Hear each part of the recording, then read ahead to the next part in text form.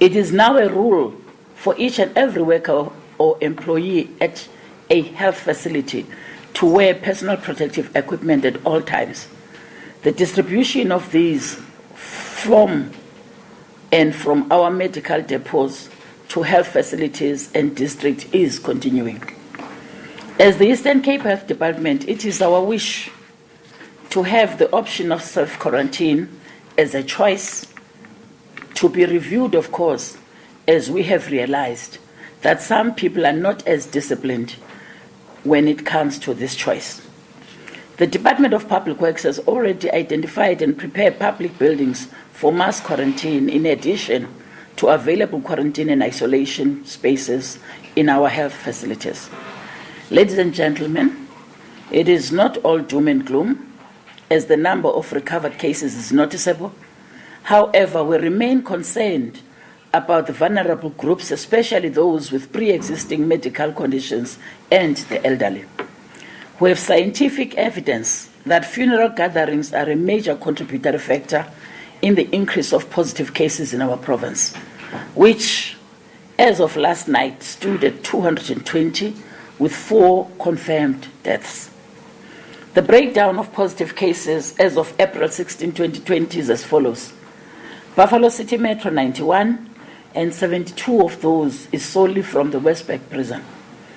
Nelson Mandela Bay Metro 84, Chris Hani District 21, Sarah Batman District 11, OR Tambo District 9, Amatole District 4, Joe Gabi still has no candidate, Alfonso still has no candidate, and again, attest to the number.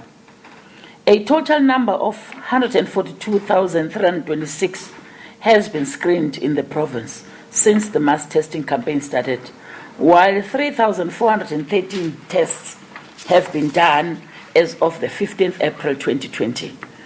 On the 16th April 2020, 21 new cases were reported from the 4 districts: Nelson Mandela Bay Metro 15, Buffalo City Metro 3, OR Tambo 2, and Chris Hani 1. These statistics show that 6.4% of the tests were positive for COVID-19. The highest positivity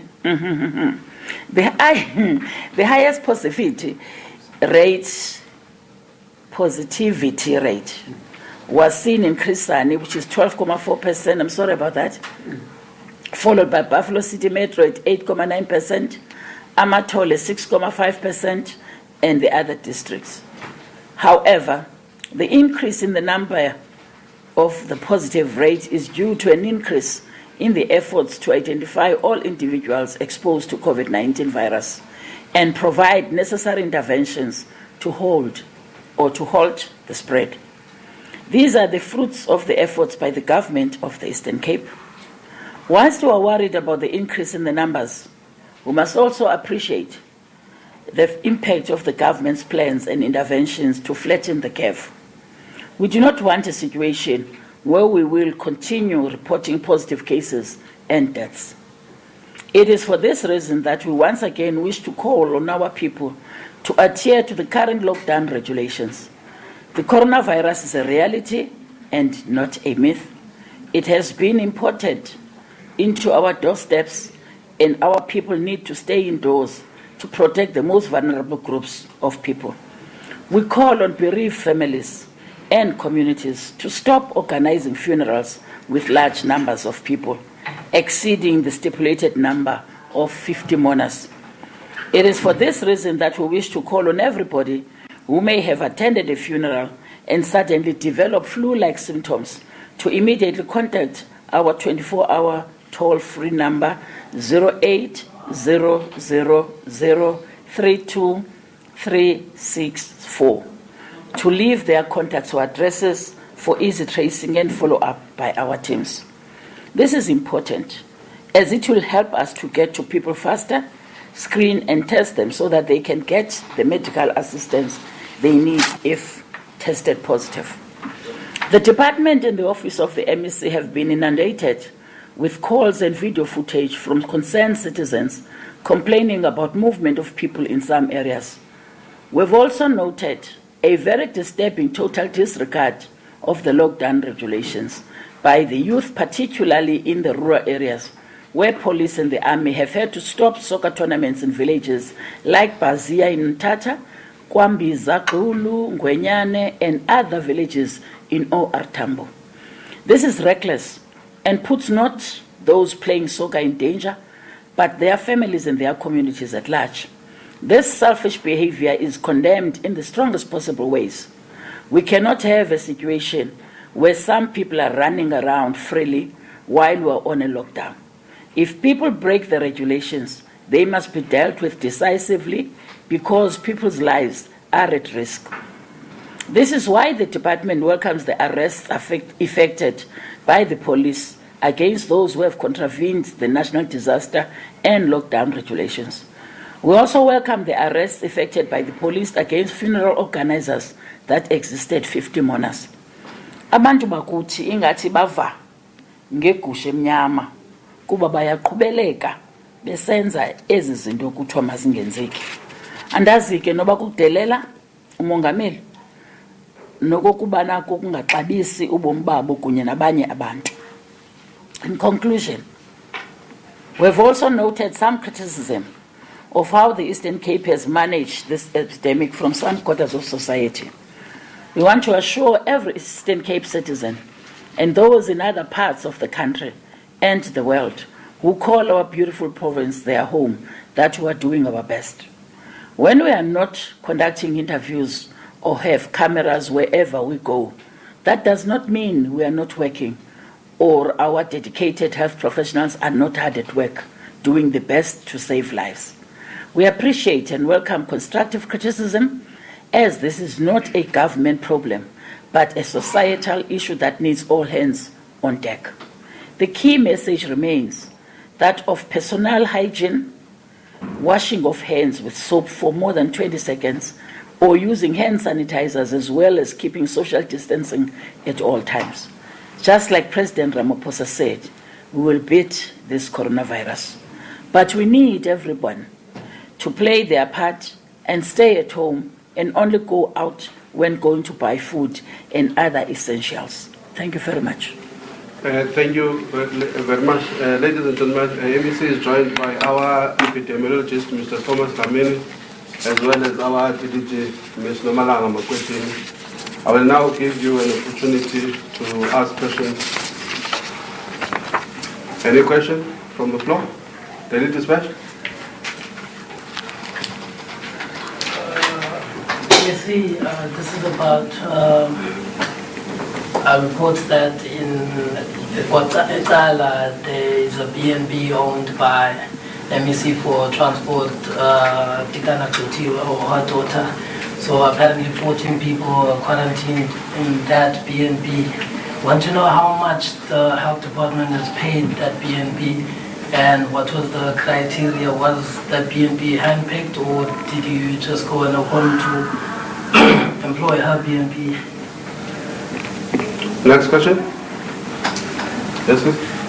It's about the Bangis village whereby there was 19 people that were tested positive who attended a funeral that was attended by more than 50 people. Are there any investigations that are being done? Let me see. Kutala? Hi, Ma'am.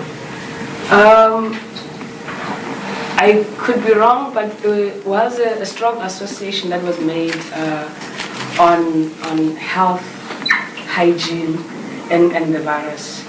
Now, we noted that in a lot of areas around the province, Indabaye garbage disposal is still more or less the same way as before the virus.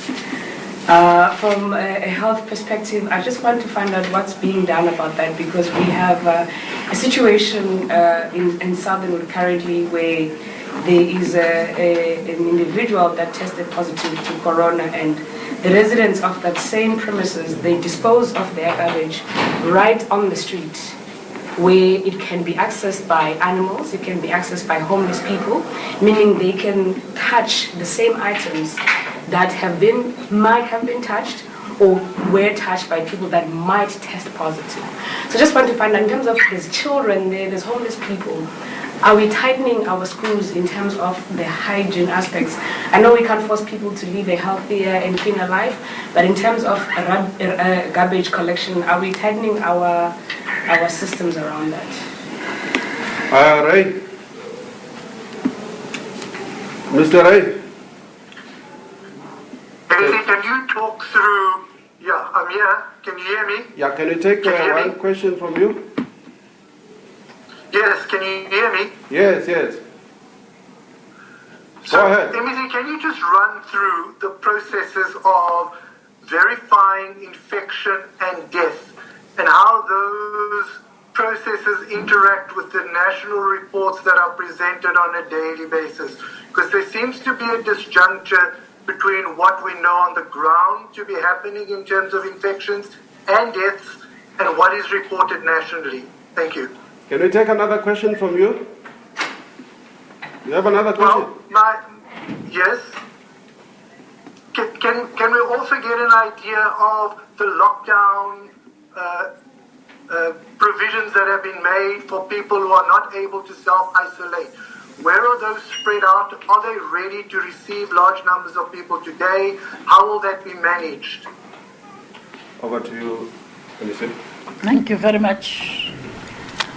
Let me start with the issue of Icala BNB.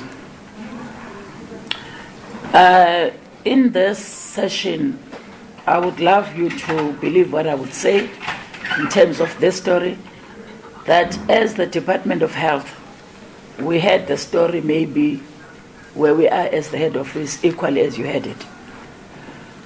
The only thing that got through to me was a call from the mayor of the area, Mayor Koni, who said they've got issues of as similar as the PE and Port St. John's of a funeral in Bangis.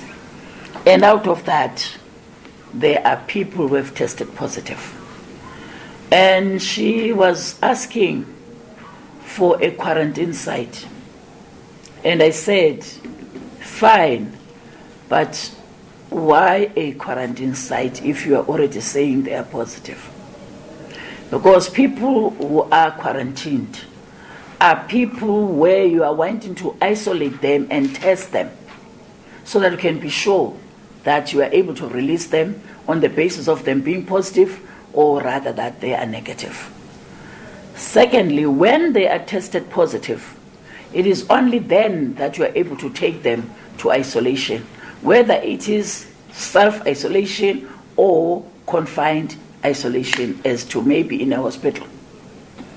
And we, in terms of the protocols, we only isolate people who are sickly, not people who are not sickly. And we isolate people who themselves would justify to us that they would not afford a space in their homes to isolate, as we had the Amadwaleni case. You'll recall that we had the Amadwaleni case, and the lady asked for the hospital to actually isolate her. And she stayed in a hospital until she was cleared. So in this case, I directed her to go to Mrs. Kiza, who is a district manager.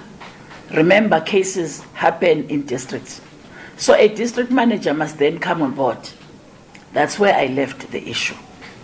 And when I actually called back to check on the issue, I found that there was a gap in terms of understanding in that district as to how they would then deal with such an issue.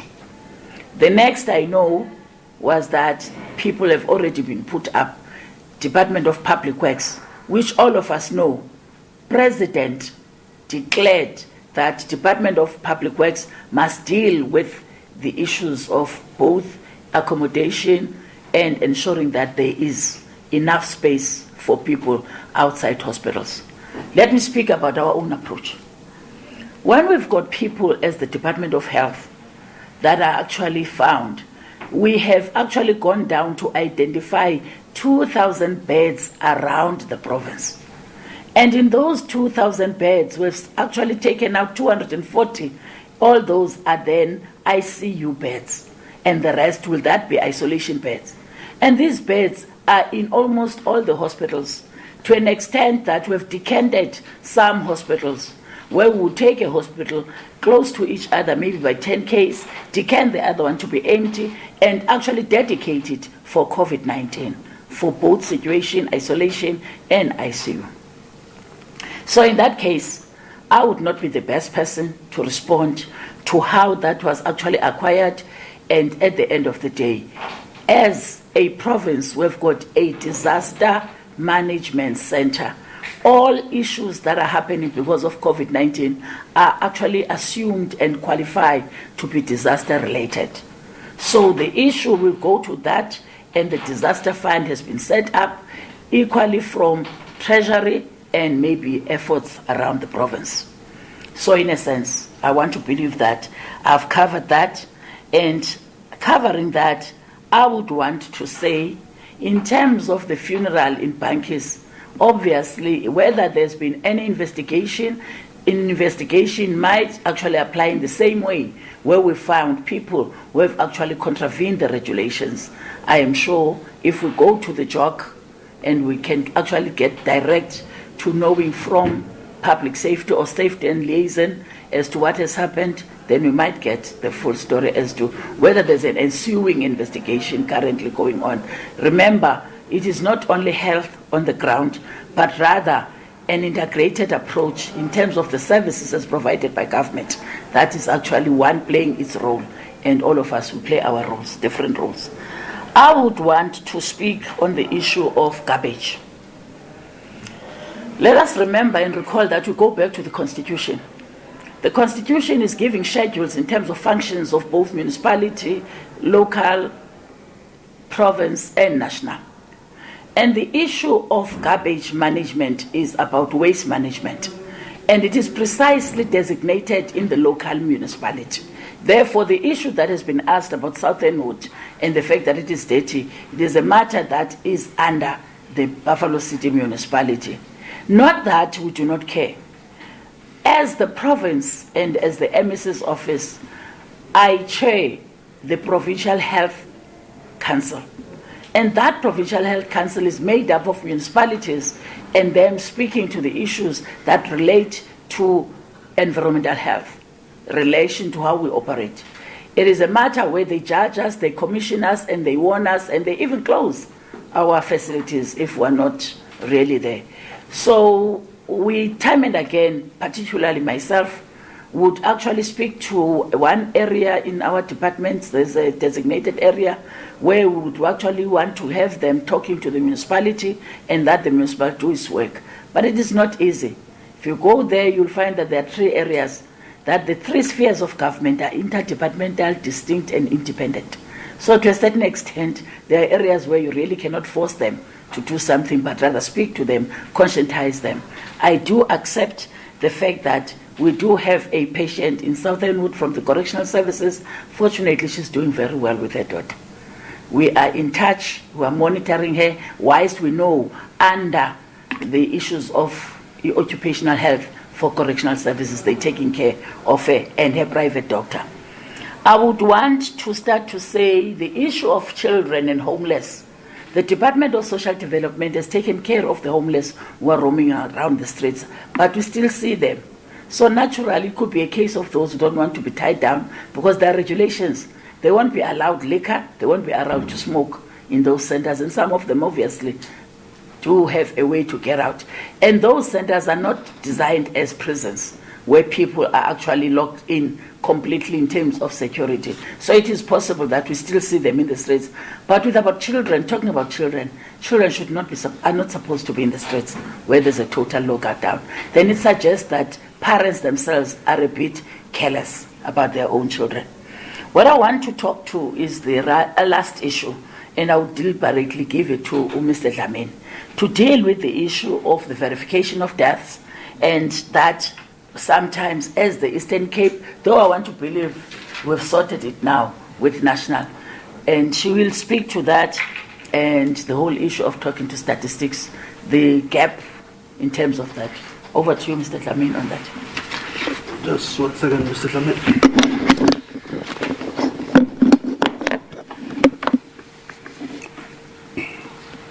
Thank you, MEC. In terms of, can I start on this one, the bankies? Just to indicate that we have a team which is investigating that. That is the reason why you see the number of cases in Chris Hani have increased. It's because we have a team that goes out to the villages. We started in that area and followed up, people who attended the funeral and also those who are contacts of the people who attended the funeral. That is the reason why you see the numbers increase. And we used to only have one, which was an imported case. That individual went out of the country and came back positive. So in terms of that, there is a lot of effort in that area to deal with the issue. Coming to the issue which was asked by Ray, in terms of the how we verify the infections and the deaths, let me start with the infections. We have a screening process that we screen every person, and if you have symptoms, we collect specimens which are sent to NHLS laboratory, and those who went to private, it does go to private sector laboratories where the tests are done, and when the tests come back positive, it is channeled back to the Department of Health, and then we activate our contact tracing teams to further identify, additional cases which are associated to those individuals who tested positive. Coming to the deaths, yes, there was a concern in terms of reporting of the deaths, but let me indicate that we were reporting those deaths. I think the issue of, which form or format you use to report, because if you look at our reporting to national in terms of the deaths, we were reporting those deaths. However, let me indicate the minister only declares a death after it has gone through, a process of verification where you need clinicians, those who saw the case, to write their statement to indicate, from the date the individual was admitted to the date when the individual demised. So we have since tightened that to make sure that the delays which were there are no longer there, so that our deaths in terms of verification must be verified quickly and be reported quickly. So that is the reason why when you look at our deaths, it's not that they happened in one day, but it's just that the last one we reported it quicker than the others because our verification process, I think it was too long by then. We sorted that, and from now henceforth our deaths will be reported timely. So what I'm saying is that the figures that you see are the figures that we have verified. Even if you know of any death which was not reported, you must know that there was a process which those deaths, were verified to make sure that they are indeed due to, COVID-19. You must take note that the fact that somebody died during this time does not necessarily mean that the person died of COVID-19. So we need to verify that. If somebody probably died before arriving in a facility, there is a postmortem which is done to confirm that. So basically, what I'm saying is that there is a process, and we are, verifying those deaths to make sure that what we report is accurate. So what we report, it is accurate. You can trust us on that. Thank you. Can we have one last round of questions? SABC? Yes.